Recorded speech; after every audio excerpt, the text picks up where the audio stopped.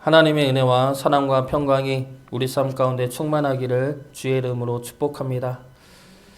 요한계시록 12장은 요한계시록에서 가장 중요시 여기고 있는 장이며 요한계시록 전체의 주제 말씀으로 보고 있는 말씀입니다. 이 말씀이 중요한 이유는 이 세상이 어떻게 흘러가고 있는지, 그리고 우리는 그 속에서 어떻게 살아가야 하는지를 분명하고도 확실하게 알려주고 있기 때문입니다. 12장은 하늘에 큰 이적이 보이니 라는 말씀으로 시작하고 있습니다. 여기서 이적은 신비한 일이나 신기한 능력을 의미하는 것이 아닙니다. 성경에서 이적은 표적을 의미하죠. 예수님의 치유 이적 역시 표적입니다. 이것은 치유하는 것이 목적이 아니라 치유를 통한 하나의 가르침을 알게 하기 위함이 목적입니다. 바로 하나님이 우리를 치유하실 것이며 생명을 허락하실 것이다 라는 가르침이죠. 그래서 표적은 사인입니다. 우리가 바라보아야 할 곳을 가리키는 사인이고 표지판이죠. 지금 요한계시록 12장이 이것은 이적이라는 말씀으로 시작하고 있는 것은 이 말씀을 통해 우리가 바라보아야 할 곳이 있다는 것이죠. 이 이적만을 보지 말고 이 이적을 통해 하나님이 가리키는 곳이 어디인지를 바라보라는 겁니다. 즉 우리가 무엇을 바라보며 이 세상을 살아가야 하는지를 말씀하고 있는 것입니다.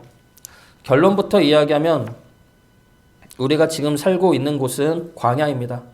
그런데 그 광야는 하나님이 인도하신 곳이며 우리가 믿음을 지켜야 하는 곳이며 하나님의 은혜와 보호하심 안에 있는 곳입니다. 6절 말씀 보겠습니다.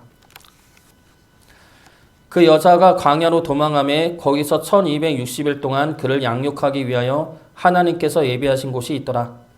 하나님은 우리를 양육하시기 위하여 하나님이 예비하신 광야로 인도하십니다.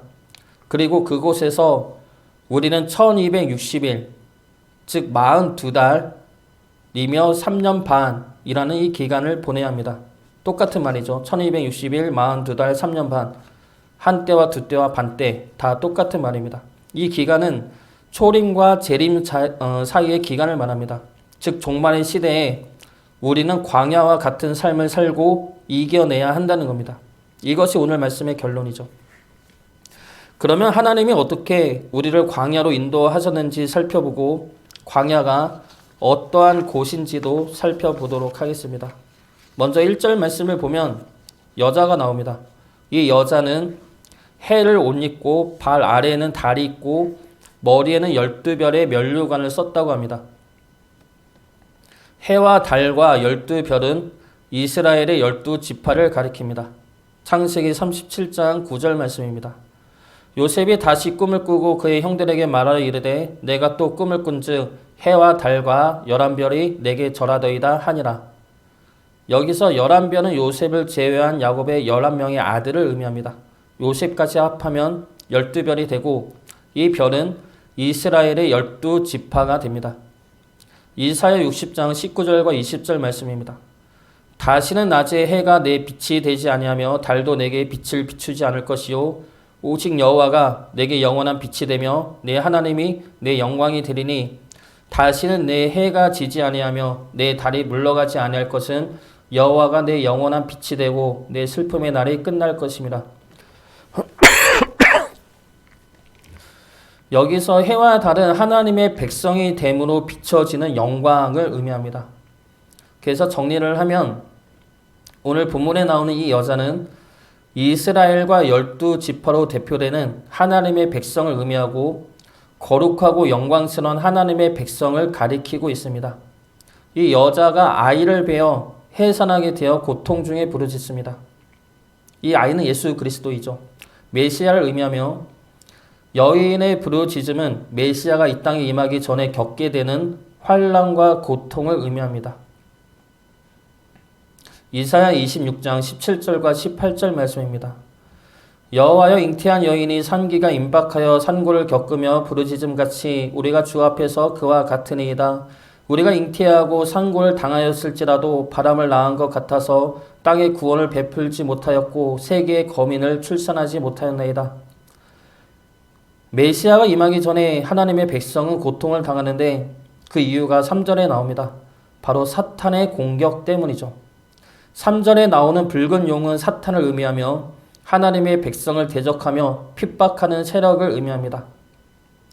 3절에 나오는 10개의 뿔과 7 왕관은 다니엘 7장을 배경으로 한 말씀인데 이것은 하나님의 백성을 대적하는 자들의 거짓 권세와 능력을 가리키는 말씀입니다. 다니엘 7장 3절부터 7절까지 말씀입니다. 큰 짐승 넷이 바다에서 나왔는데 그 모양이 각각 다르더라. 첫째는 사자와 같은데 독수리의 날개가 있더니 내가 보는 중에 그 날개가 뽑혔고 또 땅에서 들려서 사람처럼 두 발로 서게 함을 받았으며 또 사람의 마음을 받았더라. 또 보니 다른 짐승 곧 둘째는 곰과 같은데 그것이 몸 한쪽을 들었고 그 입의 이 사이에는 새 갈빗대가 물렸는데 그것에게 말하는 자들이 있어 이르기를 일어나서 많은 고기를 먹으라 하였더라. 그 후에 내가 또 본즉 다른 짐승 곧 표범과 같은 것이 있는데 그 등에는 새의 날개 넷이 있고 그 짐승에게 또 머리 넷이 있으며 권세를 받았더라. 내가 밤 환상 가운데 그 다음에 본 넷째 짐승은 무섭고 놀라우며 또 매우 강하며 또 새로 된 큰 이가 있어서 먹고 부서뜨리고 그 나머지를 발로 밟았으며 이 짐승은 전의 모든 짐승과 다르고 또 10뿔이 있더라. 여기서 4마리의 짐승은 하나님의 백성을 핍박하는 악의 세력입니다. 이 짐승은 머리를 하나씩 갖고 있는데 세 번째 짐승만은 머리가 넷입니다. 그래서 이 4마리의 짐승 머릿수를 합하면 몇 개가 됩니까? 7개가 되죠. 그리고 뿔은 넷째 짐승에게만 10개의 뿔이 있습니다. 그래서 이 짐승은 7개의 머리와 10개의 뿔을 가진 짐승들인데 오늘 말씀 3절에 나오는 10개의 뿔과 7개의 왕관을 가진 짐승이 이 짐승을 나타내고 있습니다. 그래서 이 짐승이 오늘 말씀에 나오는 붉은 용이고 이것은 하나님의 백성을 핍박하는 악의 세력을 의미합니다. 이 악의 세력이 하나님의 백성을 공격하죠. 아이가 나오지 못하도록 핍박하고 아이가 나오면 삼키려 합니다. 그러나 여자는 아이를 무사히 해산하고 그 아이는 하나님 보좌 앞으로 올라갑니다. 5절 말씀 보겠습니다. 여자가 아들을 낳으니 이는 장차 철장으로 만국을 다스릴 남자라. 그 아이를 하나님 앞과 그 보좌 앞으로 올려가더라. 이 아이가 예수님인 것은 예수 그리스도인 것은 분명하죠. 증거하는 말씀 하나를 보면 시편 2편 7절부터 9절까지 말씀입니다. 내가 여호와의 명령을 전하노라. 여호와께서 내게 이르시되 너는 내 아들이라. 오늘 내가 너를 낳았도다. 내게 구하라. 내가 이방 나라를 내 유업으로 주리니 내 소유가 땅끝까지 이르리로다. 내가 철장으로 그들을 깨뜨리며 질그릇같이 부수리라 하는도다.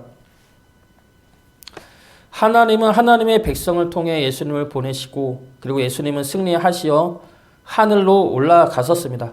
그리고 아이를 삼키지 못한 용은 아이를 놓치고 그 여자를 죽이려 합니다. 그 용을 피해 여자는 광야로 도망하죠. 여기서 이 여자는 교회를 의미하며 하나님의 백성을 가리킵니다.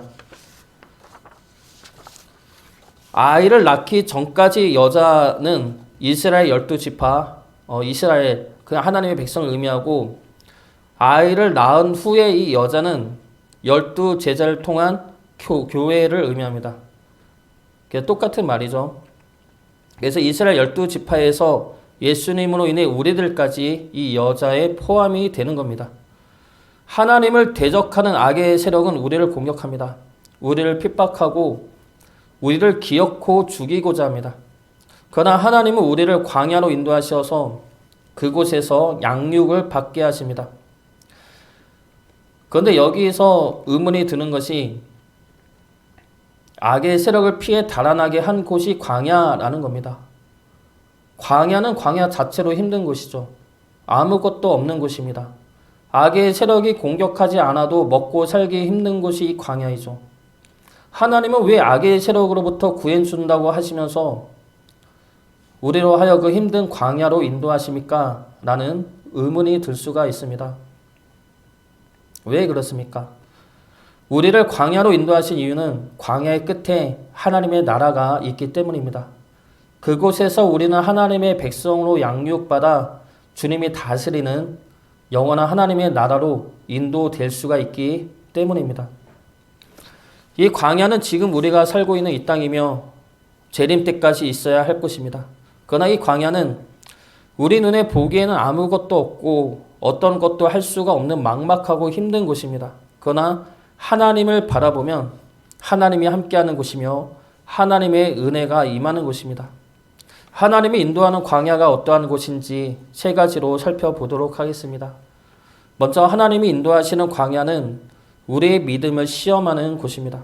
신명기 8장 2절 말씀입니다. 내 하나님 여호와께서 이 40년 동안에 내게 광야길을 걷게 하신 것을 기억하라. 이는 너를 낮추시며 너를 시험하사 내 마음이 어떠한지 그 명령을 지키는지 지키지 않는지 알려 하심이라. 이 말씀에서 하나님이 광야로 인도하신 것은 시험하기 위함이라 라고 말씀하십니다.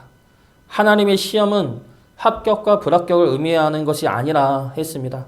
믿음을 보이면 가나안 땅에 들어가고 불순종하면 가나안 땅에 들어가지 못하게 하기 위한 시험이 아닙니다. 하나님의 시험은 증명이죠. 하나님의 시험은 우리가 우리의 믿음을 증명할 수 있도록 이끌고 이끄시고 양육하신다는 겁니다. 그리고 이 시험은 하나님의 말씀을 믿고 순종하는 것이죠. 광야에서 하나님은 이스라엘 백성들에게 만나를 주십니다. 매일같이 만나를 주실 것이니 만나를 챙겨두지 말라 말씀하시죠. 여기서 하나님이 원하시는 것은 눈에 보이는 만나를 의지하는 것이 아니라 하나님이 만나를 매일 주신다는 그 말씀을 믿는 것입니다. 이것이 믿음이라는 것이죠. 우리가 만나를 볼 것이 아니라 만나를 주신다는 하나님의 말씀을 믿고 의지하는 것이 믿음이라는 겁니다. 하나님은 이 믿음을 우리가 가질 수 있도록 계속해서 만나를 내려주시고 계시다는 것이죠. 40년 동안 계속해서 내려주십니다. 이것이 하나님의 시험입니다. 우리 또한 이 광야에서 하나님의 시험을 받고 있습니다. 이 시험은 우리 믿음을 드러내야 하는 하나님의 이끄심과 인도하심이죠. 우리가 이 광야 같은 곳에서 믿음을 드러내는 것은 무엇입니까? 하나님의 말씀을 듣고 믿고 순종하는 겁니다. 세상의 환난과 어려움 속에서도 세상의 물질에 대한 욕심과 욕망 앞에서도 하나님의 말씀을 먼저 믿고 붙드는 겁니다. 이것이 우리가 증명해야 할 우리의 믿음이라는 것이죠. 광야가 아닌 세상 속에 있다면 우리는 세상을 의지할 것입니다. 사람들을 의지하고 이 땅의 물질과 이 땅의 권력을 의지할 것입니다.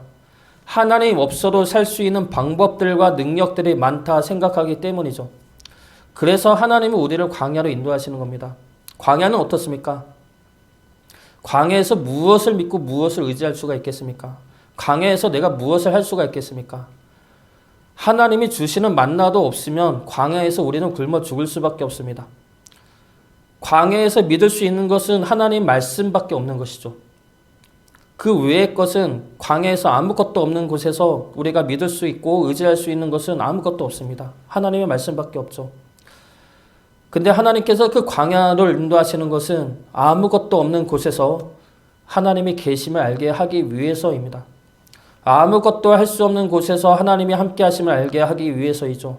그리고 하나님만으로도 충분히 광야에서조차 평안을 누리며 살 수 있음을 알게 하기 위해서입니다. 광야에서 우리 믿음을 증명할 수 있기를 바랍니다. 광야 같은 이 세상 속에서 하나님의 말씀을 믿고 순종함으로 하나님을 향한 우리의 믿음을 드러낼 수 있기를 주의 이름으로 축복합니다. 두 번째로 광야는 하나님을 예배하는 곳입니다. 하나님은 이스라엘을 광야로 인도하신 후에 시내산에서 말씀을 주시고 성막을 짓게 하신 후에 제사를 지내게 하십니다. 그러므로 이스라엘 백성들이 하나님의 이름을 부르며 예배하며 하나님과 함께 거하게 하십니다. 그래서 광야는 하나님을 예배하는 곳입니다. 역설적이죠. 아무것도 없는 광야에서 하나님을 예배하는 겁니다. 아무것도 없고 아무것도 할 수 없는 그 광야에서 하나님은 예배하기를 원하시며 그리고 이스라엘 백성들은 하나님을 예배하였다는 겁니다. 하나님이 그렇게 부르시고 이끄신다는 것이죠. 그러면 그곳에서 하나님께 무엇을 예배해야 합니까? 나는 아무것도 할 수 없지만 아무것도 할 수 없어도 살 수 있도록 하나님이 모든 것을 하셨다는 것을 예비하는 겁니다. 내게 아무것도 없어도 모든 것이 있으신 하나님으로 인해 예배하는 겁니다. 그래서 하나님은 우리를 광야로 인도하시고 하나님께 진정한 예배를 드릴 수 있도록 인도하신다는 겁니다. 지난주 월요일에 교회 전기가 나갔죠. 근데 엊그저께도 교회 전기가 또 나갔습니다. 그래서 큰 돈을 들여 수리를 했습니다. 근데 이때가 제 나름대로 감사한 것은 제가 불평과 원망의 소리를 달았다는 겁니다. 그 예전 같았으면 짜증이 났고 불평이 엄청나게 일어났을 것인데, 근데 이번에는 이러한 불평보다 그래도 감사하다는 마음이 더 많이 일어났습니다. 그래도 앰프는 안 나갔구나. 교회 간판 등도 나가지가 않아서 나옵니다. 교회 간판 등도 나가지 않았구나. 에어컨은 나갔지만 여름이 끝난 다음에 나가서 다행이구나. 그리고 교회 전기가 나가도 주일날 나가지 않아서 주일 예배를 드릴 수가 있었구나. 이렇게 찾아보니까 감사할 것이 많이 있었던 겁니다. 그러면서 두 가지 깨달은 것이 내가 조금은 성장했구나 라는 자기 만족과 하나님이 이렇게 나를 성장시키시는구나 라는 자기 반성이었습니다. 그동안 내가 짜증내고 원망했던 그 모든 일들 속에서도 하나님의 은혜와 감사는 있었는데 그때는 깨닫지를 못했고 이제야 조금씩 알게 되는구나 라는 마음이 들었습니다. 그래서 만족과 함께 반성과 함께 그리고 아직도 여전히 부족하다라는 마음이 동시에 들었던 한 주였습니다. 현실과 상황을 보면 예배할 것이 없을 수가 있습니다. 그러나 하나님을 바라보면 어떻습니까? 광야 같은 세상 속에서도 만나를 발견할 수 있게 되고 구름 기둥과 불 기둥을 발견할 수 있게 됩니다. 그 모든 것들이 우리를 향한 하나님의 은혜의 약속이고 그리고 우리에게 감사로 다가온다면 우리는 광야에서도 진정으로 예배자로 설 수 있게 될 것입니다. 우리가 있는 곳에서 하나님을 예배할 수 있기를 바랍니다. 아무것도 없어도 그리고 아무것도 할 수가 없어도 우리의 모든 것 되시며 모든 능력이 되시는 하나님이 우리와 함께 계심으로 하나님께 진정으로 예배할 수 있는 예배자가 되기를 주의 이름으로 축복합니다. 그리고 마지막 세 번째로 광야는 하나님의 보호하심이 있는 곳입니다. 하나님은 이스라엘 백성들을 광야에서 40년 동안 함께 하시며 그들을 보호하셨습니다. 낮에는 구름 기둥으로 밤에는 불 기둥으로 보호하시고 인도하시며 만나와 메추라기로 먹여주시고 40년 동안 신발과 의복이 헤어지지 않도록 붙들어 주셨습니다. 하나님은 광야에서 우리를 철저하게 보호하여 주십니다. 그리고 하나님의 백성을 대적하는 용으로부터도 우리를 보호하여 주십니다. 12장 뒤에 나오는 말씀을 보면 용이 여자를 공격하지만 하나님이 보호하여 주심을 기록하고 있습니다. 15절과 16절 말씀입니다. 여자의 뒤에서 뱀이 그 입으로 물을 강같이 토하여 여자를 물에 떠내려 가게 하려 하되 땅이 여자를 도와 그 입을 벌려 용의 입에서 토한 강물을 삼키니. 광야는 하나님이 지켜주시는 곳입니다. 우리 눈에는 불안과 염려의 땅일 수가 있지만 그 광야는 뱀과 용으로부터 우리를 지켜주는 하나님의 땅입니다. 그래서 하나님은 광야로 우리를 인도하시는 것이죠. 하나님은 우리를 하나님의 나라로 인도하시기 위하여 광야로 먼저 인도하십니다. 그곳은 우리 눈에 보기에는 아무것도 없는 황량하고 불안하고 고통스러운 장소일 수가 있습니다. 그러나 하나님은 그곳에서 우리 믿음을 붙드시며 예배자로 세우시며 하나님의 보호 안에 품고 계십니다. 광야는 히브리어로 미드바르입니다. 미드바르에서 어원인 다바르는 말씀이란 의미입니다. 그래서 광야는 하나님의 말씀이 있는 곳이며 그 말씀으로 살아갈 수 있는 곳입니다. 하나님이 우리를 구원하시고 지키시고 인도하신다 약속하셨습니다. 그 말씀이 있는 곳이 광야이죠. 그런데 그 말씀이 광야보다 더 강합니다. 하나님의 말씀이 우리가 사는 이 세상보다 더 강하고 능합니다. 세상보다 강한 하나님의 말씀이 우리를 구원하고 지키시고 인도하신다 말씀하셨습니다. 그 말씀이 우리의 믿음이 되고 힘과 능력이 되기를, 그래서 그 말씀으로 생명과 평안을 누리며 살아가시기를 주의 이름으로 축복합니다.